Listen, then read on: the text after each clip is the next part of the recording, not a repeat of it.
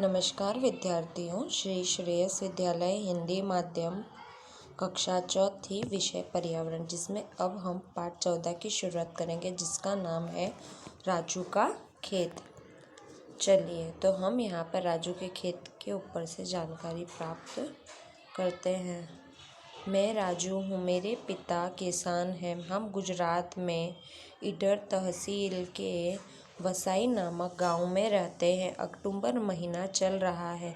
मेरे पिताजी हर साल की तरह इस साल भी प्याज की खेती के लिए खेत तैयार कर रहे हैं।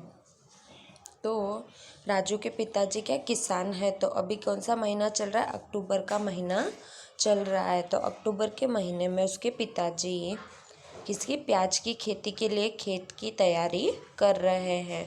इन दिनों में खेतों में बहुत काम होता है। मैं भी पिताजी को मदद करने हेतु खेतों में जाता हूँ। पिताजी पिछले कुछ दिनों से कुदाल से खेत खोद रहे हैं, जिससे खेत की ज़मीन नर्म और मुलायम बने। तो उसके पिताजी क्या कर रहे हैं? कई टाइम से, कुछ दिनों पहले से खेत खोद रहे हैं। किससे खोद रहे हैं? कुदाल से खोद रहे हैं, जिससे क्या हो जाए, वहाँ की जो ज़मीन है वो एकदम नर्म और मुलायम हो जाए। चलिए पता कीजिए। तो यहाँ पे पूछा है, राजू के इलाके में ज़मीन को नर्म बनाने के लिए कुदाल नामक साधन इस्तेमाल किया जाता है। आपके इलाके में इसे क्या कहते हैं? आपकी कॉपी में इसका चित्र बनाए व रचना कीजिए। तो कुदाल जैसे खुरपी है ना, देखिए यहाँ पे बताया गया है। तो आप उस तरीके से इसको पता कीजिए।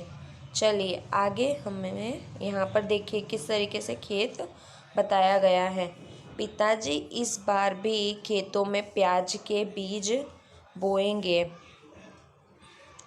बैल हल को खींचते जाएगी और पिताजी पीछे पीछे चलते हुए मेडरी में बीज डालते जाएंगे।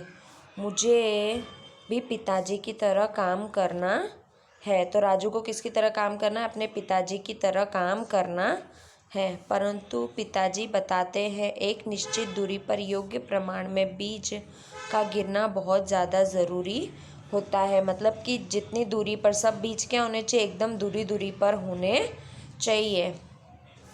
यह काम आसान नहीं होता। उनका कहना है कि मैं एक स्थान पर बहुत से बीज डाल दूंगा, क्योंकि अभी बहुत छोटा हूँ।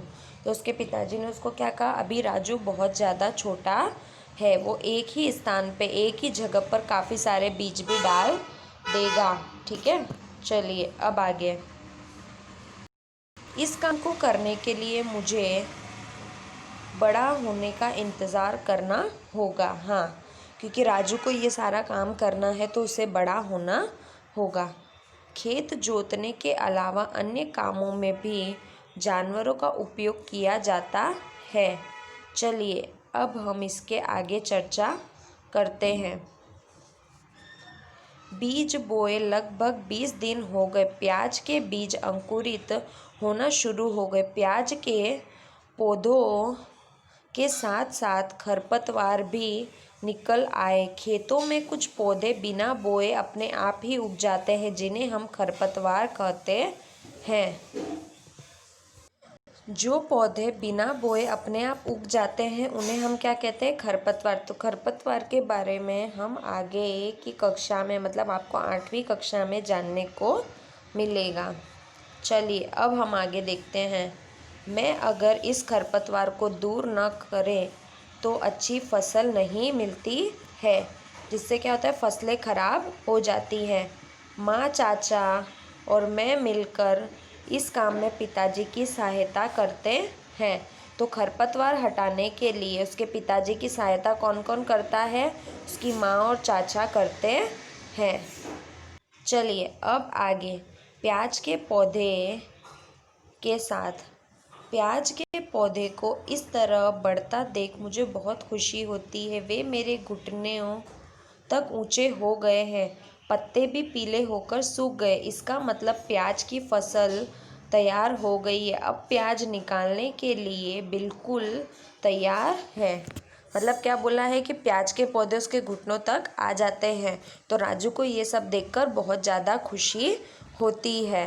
अब उसका मतलब है कि उसके पत्ते भी निकल गए हैं, तो उस प्याज एकदम तैयार हो गए हैं। चलिए यहाँ पे आप भी अपनी कॉपी में खेत में देखी गई किसी फसल का चित्र बनाइए। देखिए यहाँ पे राजू का आपको खेत दिखाई दे रहा है और कितना सुंदर खेत लग रहा है। राजू भी अपने पिताजी की मदद करता है। चलिए अब हम आगे देखते हैं। घर के प्रत्येक सदस्य को प्याज की खुदाई के काम में होगी। प्याज की फसल में यह काम समय से होना बहुत ही आवश्यक है। यदि समय से प्याज नहीं निकाले तो सारे प्याज जमीन के नीचे सड़ जाएंगे, हमारी सारी मेहनत बेकार हो जाएगी। तो राजू ने क्या बोला कि इसके लिए पूरे परिवार को सहायता करनी होगी। अगर समय से अगर हम प्याज की खेती, प्याज अगर उग गए, अगर हमने उसे नहीं निकाला तो क्या हो जाएगा कि सारे के सारे प्याज सड़ जाएंगे। इतना समझ में आया आपको? हमने खेती के बारे में राजू से बहुत कुछ सीखा। ठीक है, अब हम आगे की जानकारी आगे लेंगे।